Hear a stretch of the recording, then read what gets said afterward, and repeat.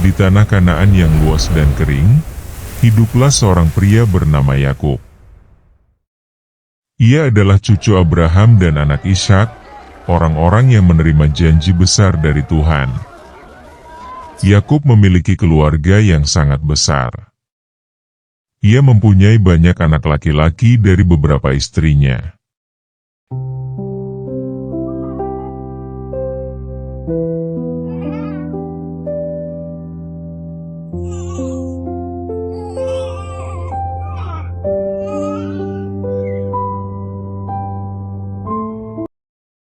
Namun di antara semua anaknya, ada satu anak yang sangat istimewa di hati Yakub. Anak itu bernama Yusuf. Yusuf lahir dari Rahel, wanita yang paling dicintai Yakub. Bertahun-tahun lamanya Rahel hidup dalam kesedihan karena belum memiliki anak. Setiap kali melihat wanita lain menggendong bayi mereka, hatinya terasa hancur. Ia sering menangis diam-diam di dalam tendanya sambil berdoa kepada Tuhan. Yakub pun ikut merasakan kesedihan itu.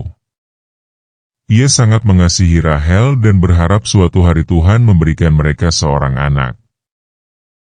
Dan akhirnya hari itu tiba. Setelah penantian panjang, Rahel melahirkan seorang bayi laki-laki. Tangisan bayi kecil itu memenuhi tenda mereka untuk pertama kalinya. Sukacita besar meliputi keluarga itu. Yakub memandang anak kecil itu dengan mata penuh haru. Namanya Yusuf, kata Rahel dengan suara lemah namun bahagia. Nama Yusuf berarti Tuhan menambah. Rahel percaya Tuhan belum selesai memberkati hidup mereka. Sejak kecil Yusuf tumbuh berbeda dari saudara-saudaranya. Wajahnya tenang dan sorot matanya lembut. Ia senang mendengarkan cerita ayahnya tentang Tuhan Abraham dan janji-janjinya. Saat saudara-saudaranya sering bertengkar atau bersikap kasar, Yusuf lebih memilih membantu ayahnya mengurus ternak dan pekerjaan sehari-hari. Hari demi hari, kasih Yakub kepada Yusuf semakin terlihat jelas. Ketika Yusuf mulai beranjak remaja, Yakub membuatkan sebuah jubah yang sangat indah untuknya.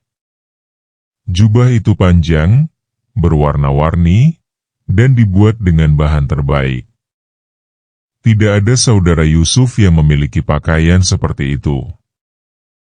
Saat Yusuf mengenakan jubah tersebut, semua orang langsung tahu bahwa ia adalah anak kesayangan Yakub.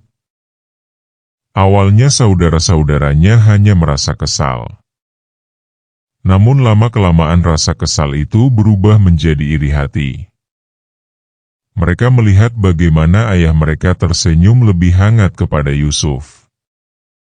Mereka melihat bagaimana Yusuf sering mendapat perhatian khusus. Di mata mereka, Yusuf seolah lebih penting daripada mereka semua. Setiap kali Yusuf berjalan memakai jubah indahnya, hati saudara-saudaranya dipenuhi kebencian. Mereka mulai berbicara kasar kepadanya. Kadang mereka sengaja menjauhinya saat bekerja di padang. Kadang mereka memandang Yusuf dengan tatapan dingin penuh iri. Yusuf mungkin tidak sepenuhnya mengerti mengapa saudara-saudaranya membencinya begitu dalam. Ia hanya ingin menjadi anak yang baik dan menyenangkan hati ayahnya. Namun tanpa disadari, kasih Yakub yang terlalu berat sebelah perlahan menanamkan luka di hati anak-anaknya yang lain. Dan luka itu suatu hari akan berubah menjadi sesuatu yang mengerikan. Tetapi di balik semua itu, Tuhan sedang menyiapkan jalan yang tidak pernah dibayangkan siapapun. Seorang anak muda sederhana bernama Yusuf kelak akan mengalami penderitaan, pengkhianatan, dan air mata. Namun melalui semua itu, Tuhan memiliki rencana besar yang akan menyelamatkan banyak orang. Yusuf tumbuh menjadi seorang pemuda yang tampan dan cerdas. Usianya sekitar 17 tahun ketika peristiwa penting itu mulai terjadi. Ia biasa membantu saudara-saudaranya menggembalakan kambing domba di padang-padang luas Kanaan. Angin gurun yang panas dan perjalanan panjang sudah menjadi bagian dari kehidupan sehari-harinya. Namun hubungan Yusuf dengan saudara-saudaranya semakin memburuk. Mereka masih menyimpan iri hati karena kasih ayah mereka yang begitu besar kepada Yusuf. Jubah indah pemberian Yakub seolah menjadi simbol bahwa Yusuf lebih istimewa dibandingkan mereka semua. Walaupun begitu, Yusuf tetap menjalani hidupnya seperti biasa. Sampai suatu malam, Tuhan memberikan sebuah mimpi yang mengubah segalanya.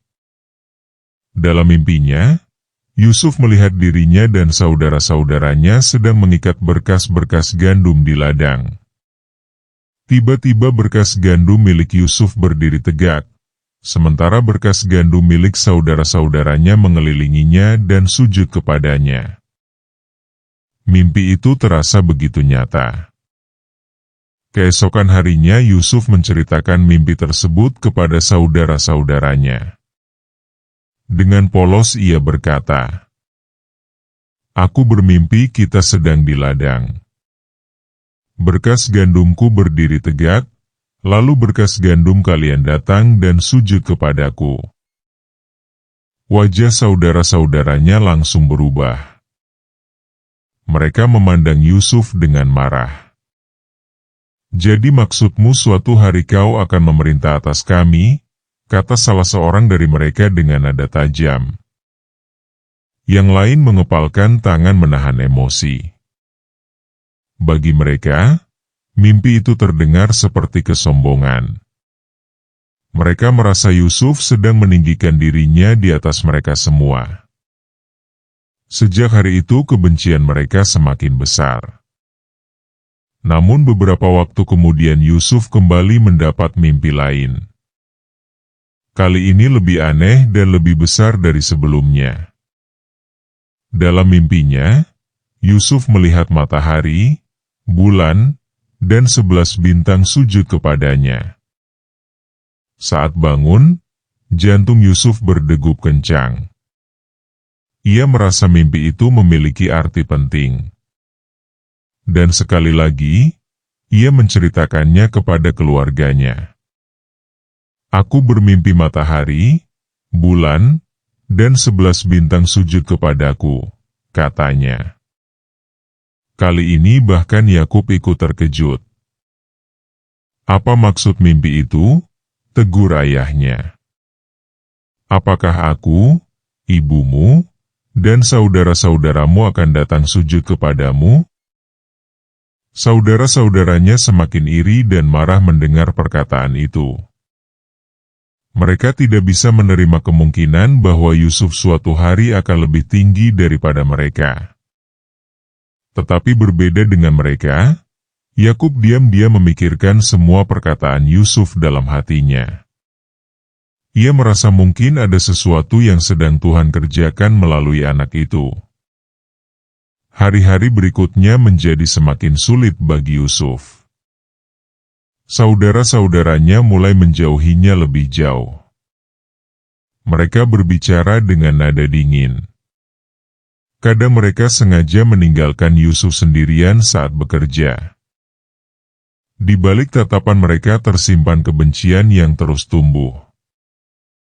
Namun Yusuf sendiri belum memahami arti mimpi-mimpinya. Ia tidak tahu bahwa Tuhan sedang menunjukkan masa depan yang luar biasa. Ia juga tidak tahu bahwa sebelum semua mimpi itu terjadi, hidupnya akan melewati jalan yang penuh penderitaan. Malam demi malam berlalu di tanah Kanaan. Bintang-bintang tetap bersinar di langit gurun yang sunyi. Dan tanpa disadari siapapun, rencana Tuhan mulai bergerak perlahan. Sebuah perjalanan besar akan segera dimulai. Perjalanan yang akan membawa Yusuf jauh dari rumahnya, jauh dari keluarganya, bahkan jauh dari kebebasannya sendiri. Suatu pagi, matahari bersinar terik di tanah Kanaan. Angin gurun bertiup pelan melewati padang-padang luas tempat kawanan kambing domba digembalakan. Saudara-saudara Yusuf sudah pergi lebih dahulu ke daerah Sikhem untuk menjaga ternak keluarga mereka. Hari itu Yakub merasa khawatir karena sudah cukup lama anak-anaknya belum kembali.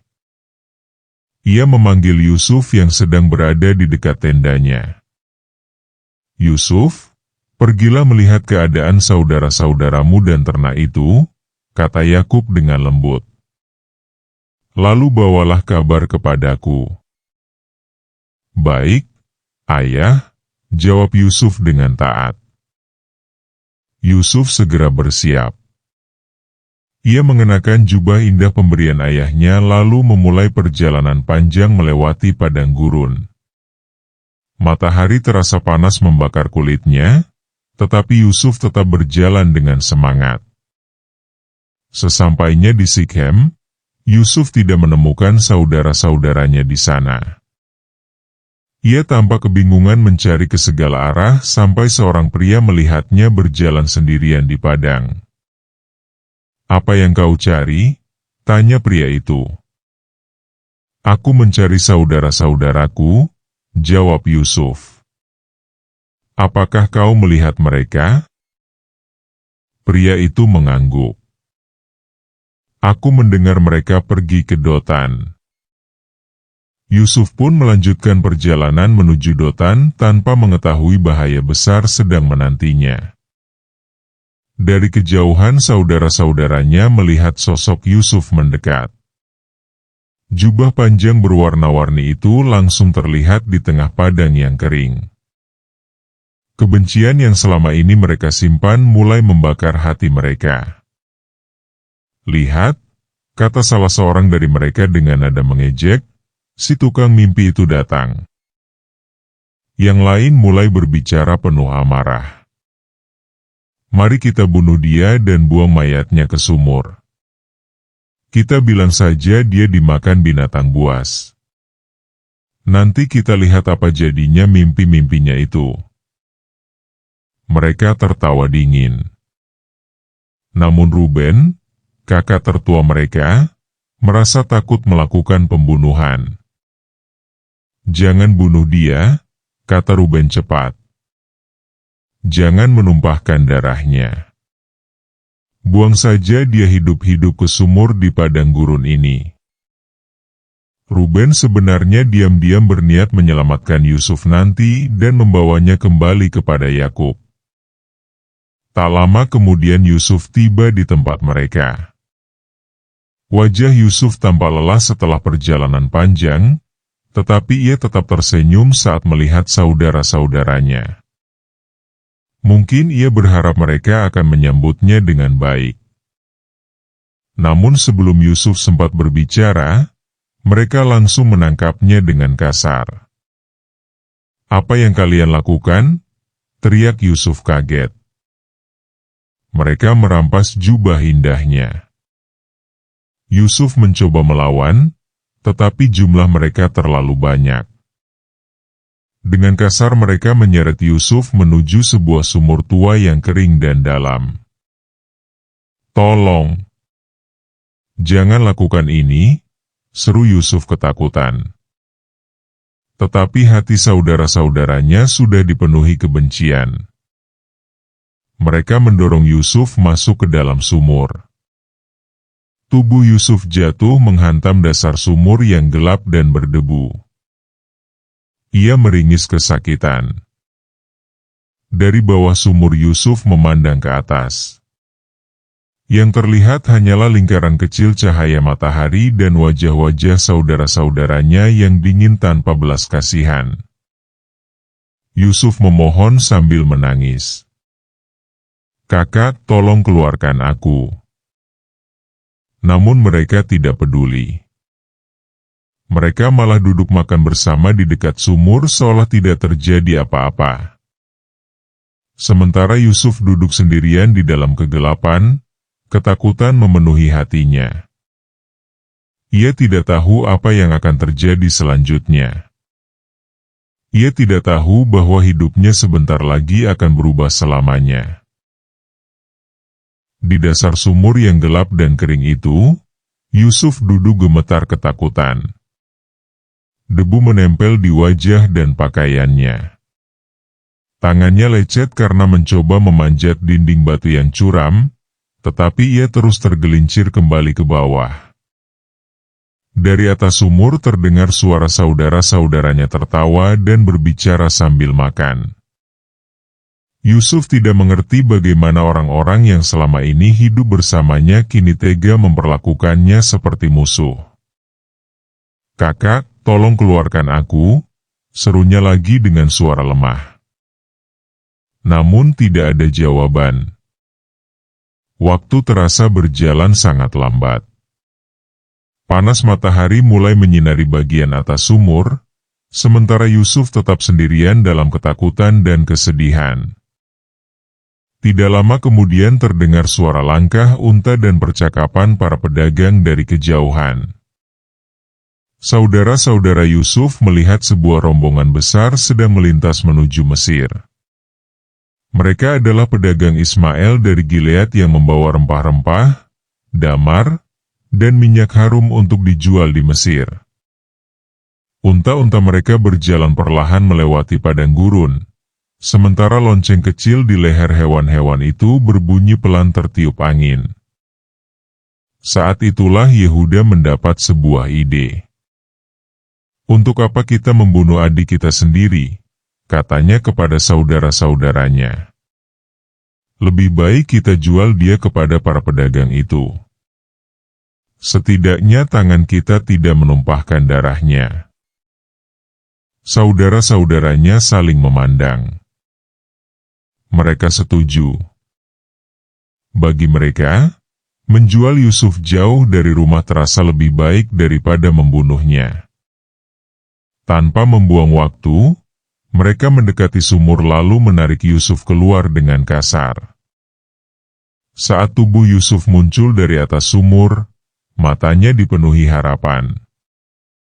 Mungkin ia berpikir saudara-saudaranya akhirnya berubah pikiran.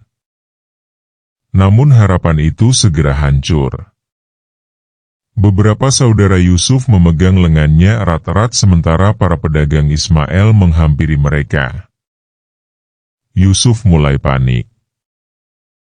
"Apa yang kalian lakukan?" teriaknya. "Jangan jual aku. Tolong." Tetapi saudara-saudaranya mengabaikan tangisannya. Dengan harga 20 shikal perak, Yusuf dijual sebagai budak kepada para pedagang itu. Keping-keping perak berpindah tangan.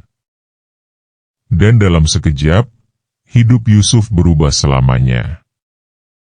Para pedagang segera mengikat Yusuf dan membawanya pergi bersama rombongan mereka menuju Mesir.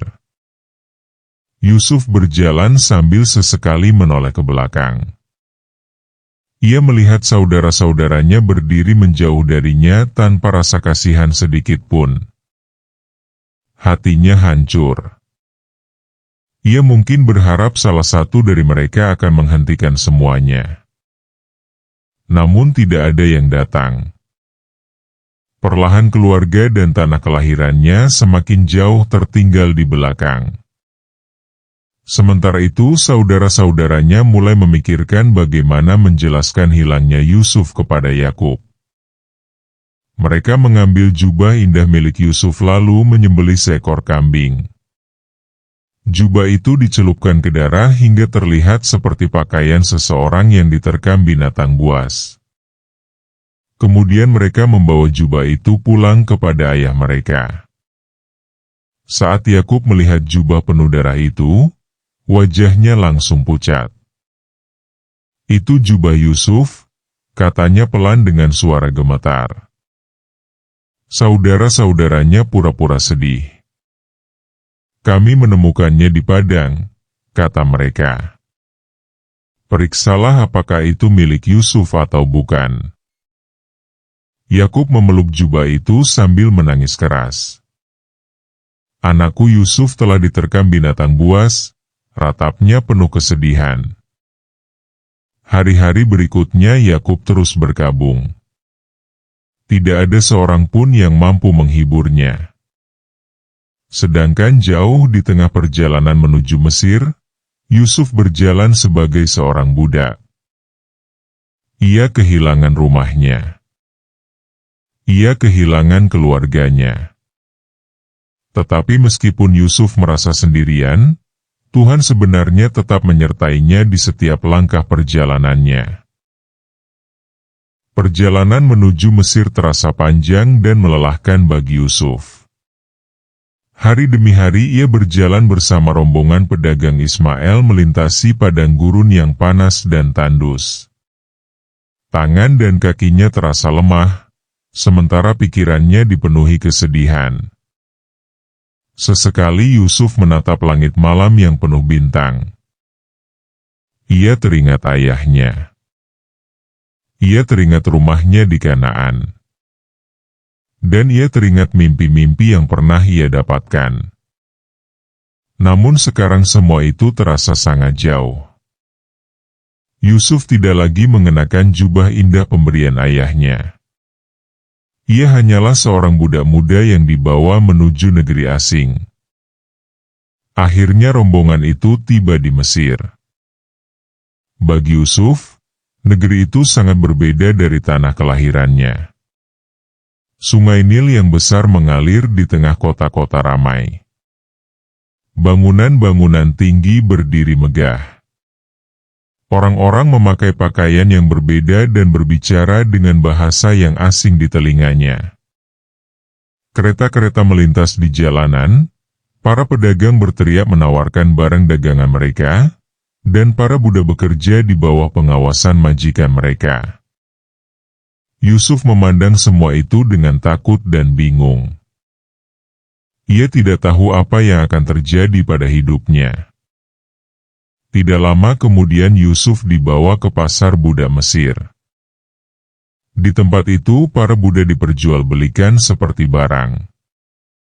Orang-orang memeriksa tenaga mereka, melihat tubuh mereka, lalu menawar harga mereka. Yusuf berdiri diam dengan hati hancur. Ia tidak pernah membayangkan hidupnya akan jatuh serendah ini. Namun di tengah keramaian pasar itu, datanglah seorang pria penting Mesir bernama Potifar. Potifar adalah kepala pengawal Firaun, penguasa Mesir. Ia memiliki rumah besar dan banyak pelayan. Ketika Potifar melihat Yusuf, ia tertarik kepada pemuda Ibrani itu. Akhirnya Potifar membeli Yusuf dari para pedagang Ismail. Sejak hari itu Yusuf tinggal di rumah Potifar sebagai budak. Awalnya Yusuf mungkin merasa takut setiap hari. Ia jauh dari keluarganya dan tidak mengenal siapapun di Mesir. Semua terasa asing baginya. Tetapi Yusuf memilih untuk tetap setia dan bekerja dengan sungguh-sungguh. Ia membersihkan rumah. Ia mengurus pekerjaan tuannya. Ia melayani dengan rajin tanpa mengeluh. Hari demi hari Potifar mulai memperhatikan Yusuf. Berbeda dengan budak lain, Yusuf bekerja dengan jujur dan penuh tanggung jawab. Ia tidak malas dan tidak mencuri. Apapun yang dikerjakannya selalu dilakukan dengan baik. Tanpa disadari Yusuf, Tuhan menyertai hidupnya. Segala sesuatu yang dikerjakannya mulai berhasil. Rumah Potifar semakin teratur dan berkembang dengan baik sejak Yusuf bekerja di sana. Potifar pun mulai mempercayai Yusuf sepenuhnya. Sedikit demi sedikit Yusuf diberi tanggung jawab lebih besar. Ia mulai mengatur banyak pekerjaan di rumah Potifar. Bahkan akhirnya Potifar menyerahkan hampir seluruh urusan rumah tangganya kepada Yusuf. Meskipun Yusuf masih seorang budak, Tuhan mulai mengangkat hidupnya perlahan-lahan. Di balik semua penderitaan yang ia alami, Tuhan ternyata sedang membuka jalan menuju rencana yang jauh lebih besar. Yusuf belum mengetahuinya.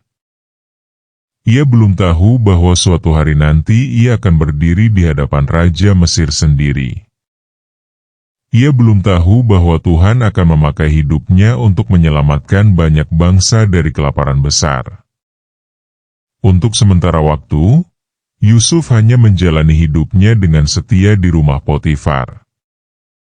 Dan di sanalah babak baru kehidupannya dimulai. Sampai disinilah kisah Yusuf untuk saat ini.